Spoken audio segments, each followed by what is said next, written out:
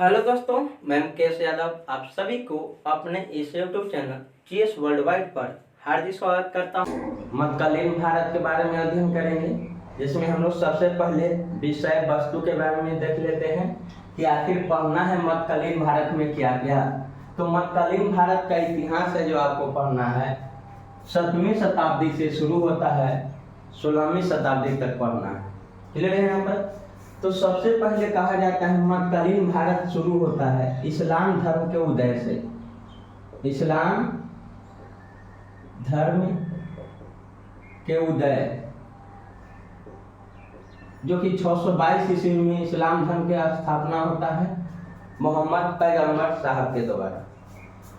इस्लाम धर्म के उदय होने के बाद सबसे पहले कहा जाता है कि भारत पर अरबों ने अरब आक्रमणकारी किया। आक्रमणकारी, तो अरब आक्रमणकारी है जो आपको करता है। क्लियर है यहाँ तक। तो सबसे पहले है जो आपको अरब आक्रमणकारी मुख्य रूप से देखेंगे MBK मोहम्मद बिन कासिम, जो कि 712 ईस्वी में किया था। 711 में भी हुआ था आक्रमण, लेकिन वह सफल नहीं था। सबसे है जो सफल आक्रमण मध्यकालीन भारत में, तो मोहम्मद बिन कासिम के द्वारा अरब आक्रमण 712 ईस्वी में। उसके बाद होता है तुर्क आक्रमणकारी। तुर्क आक्रमणकारी, जो कि तुर्क आक्रमणकारी में सबसे पहले आता है, इसमें पढ़ना है यामनी वंश। यामनी वंश, और यामनी वंश की स्थापना है जो आपको तुर्क में अलत्तगिन के द्वारा किया गया था। अलत्तगिन के बाद है जो बना था शासक पीड़ितगिन। और पीड़ितगिन के बाद है जो अगला शासक बनता है सुबुक्तगिन।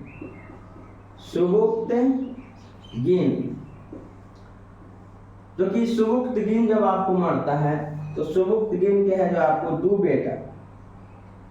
क्लियर है तक। एक है आपको इस्माइल, एक है आपको महमूद गजनवी।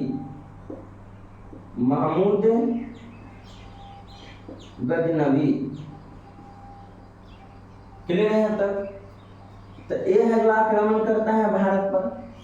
क्लियर। आपको संसवनी वंश का उदय होता है। संसवनी वंश, जो कि संसवनी वंश का है जो स्थापना किया था मोहम्मद गौरी। और मोहम्मद गौरी ने है जो आपको भारत में जो आक्रमण कर देता है आपको 12वीं शताब्दी के अंत में, जो कि तराइन का युद्ध सब इसमें पढ़ना है। ये है जो आपको बाहरी आक्रमण पढ़ना है मध्यकालीन भारत में। क्लियर है। उसके बाद है जो आपको मोहम्मद गौरी के सेनापति कुतुबुद्दीन ऐबक, या मोहम्मद गौरी के गुलाम कहिए। तो मोहम्मद गौरी के है जो गुलाम भारत में है जो एक नए है जो आपको प्रारंभ किया, जो कि मोहम्मद गौरी की मृत्यु के बाद है जो दिल्ली सल्तनत,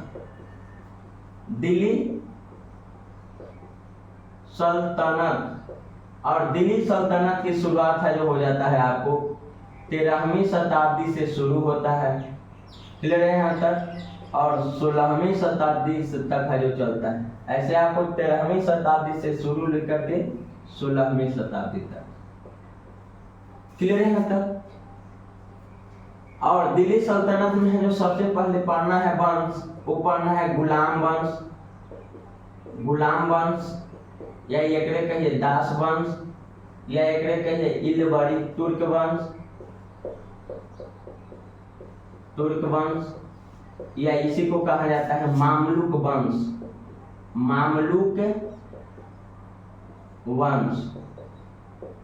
क्लियर है तक। जो कि गुलाम वंश है जो आपको पढ़ना है 1206 से लेकर के 1290 ईस्वी तक। क्लियर है तक। उसके बाद है पढ़ना आपको खिलजी वंश, जो कि खिलजी वंश पढ़ना है 1290 से 1320 ईस्वी तक। उसके बाद पढ़ना है आपको तुगलक वंश। तुगलक वंश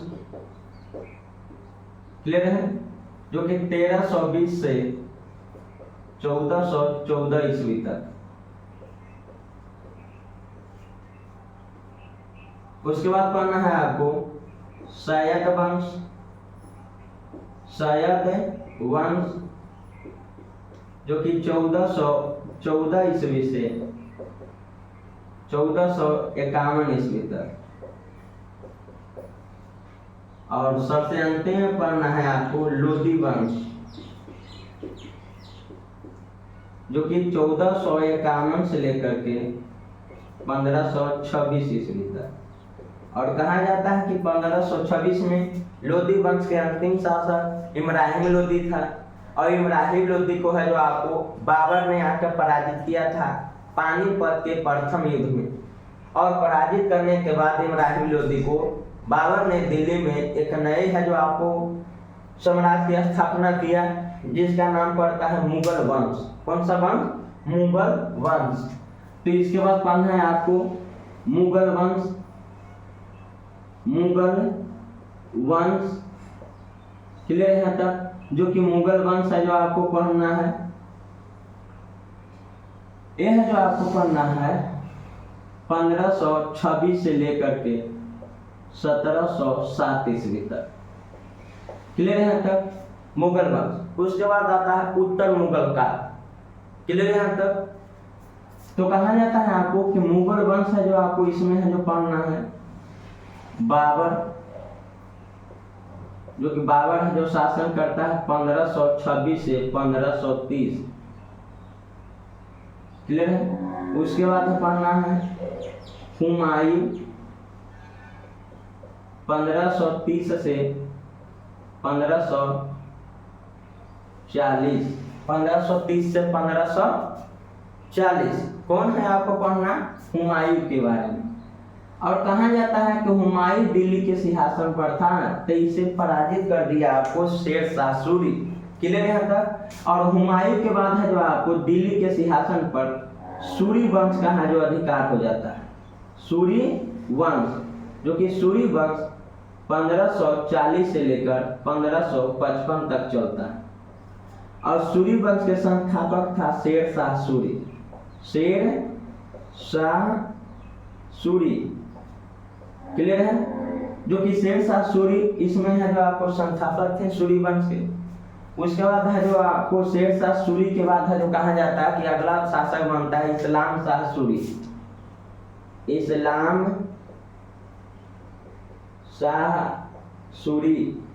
और इस्लाम शाह सूरी के बाद है जो अगला जो शासक बनता है आदिल शाह सूरी। आदिल शाह सूरी। क्लियर है। और आदिल शाह सूरी को कहा जाता है आपको कि फिर से है जो हरा दिया था आपको हुमायूं ने। और आदिल शाह सूरी को है जो हराने के बाद है जो आपको फिर से मुगल वंश का है जो इतिहास है जो चलने लगा। क्लियर है तक। और उसके बाद है जो कहा जाता है आपको फिर से मुगल में है जो अगला जो शासक बनते हैं वो बनते हैं अकबर। कौन बनते हैं? अकबर। तो अकबर है जो शासक बनते हैं। अकबर है जो आपको 1556 से लेकर के 1605 तक। 1556 से लेकर 1605 ईस्वी तक। क्लियर है तक।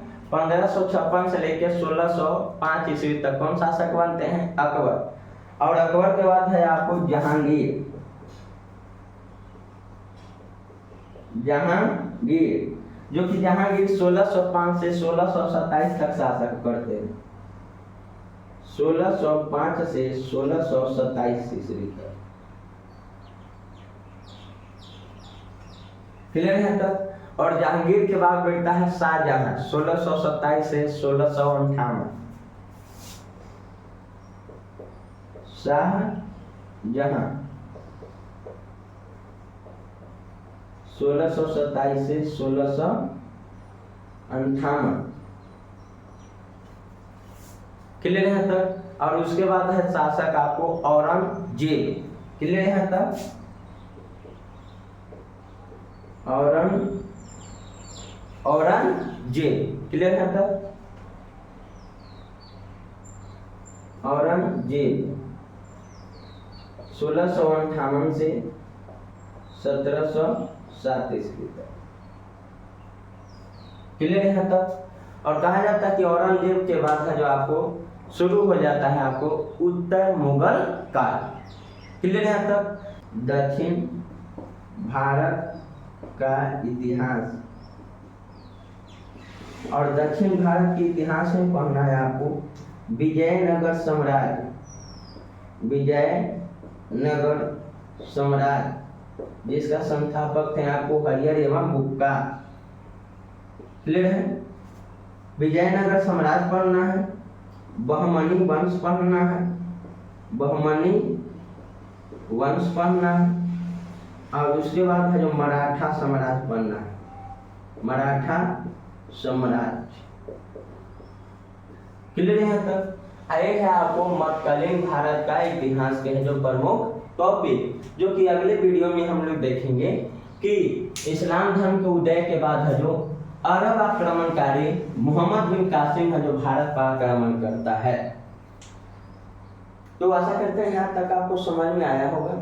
नए व्यूअर चैनल को सब्सक्राइब करें, वीडियो को शेयर करें। जय हिंद, जय भारत। कल से इसमें हम लोग आगे पढ़ेंगे अरब आक्रमणकारी।